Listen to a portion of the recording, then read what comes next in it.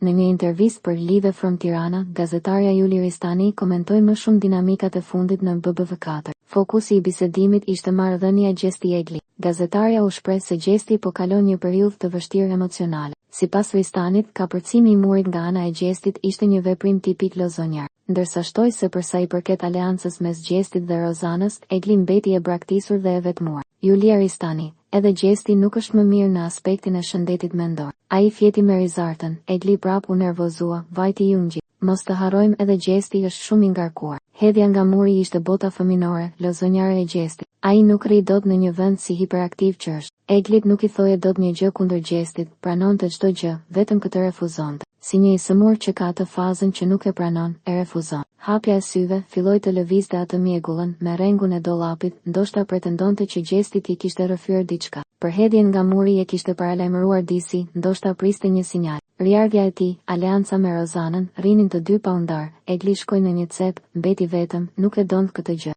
Ngeli e brak